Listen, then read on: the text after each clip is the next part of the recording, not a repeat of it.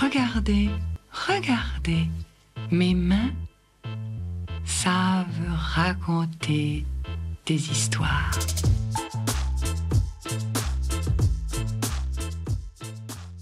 Mon signe est Virginie. Personnellement, je suis rentrée dans la langue des signes quand j'avais 18 ans et je n'ai jamais pris de cours. Donc, j'ai un petit peu appris sur le tas.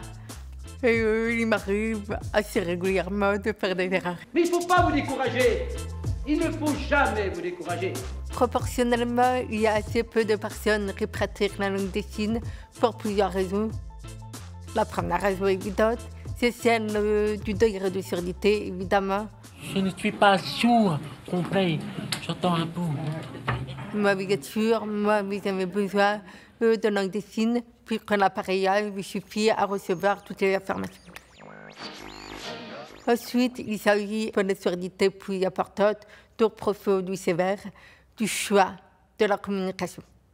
Lorsque l'enfant est petit, la famille va faire le choix en concertation ou pas avec le médecin. Et généralement, ils choisissent une réalisation, puisque l'oralisation est la même langue qu'eux. Qui t'a donné ce livre? Qui? Maman. Maman, oui. Ils préfèrent en fait avoir cette impression de pouvoir communiquer avec leur enfant. Et le médecin pousse à l'appareillage et à une réalisation en orthophonie. Méditation. Méditation.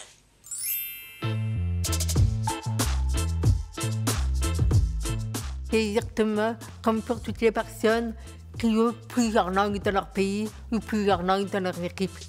Quand vous avez un interprète, ça veut dire que vous êtes obligé d'aller à l'essentiel.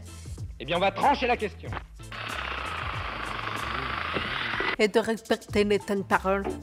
Ça vous permet d'éviter les digressions à réunion et de perdre du temps, qui est quand même très utile dans le pays de la réunionnite.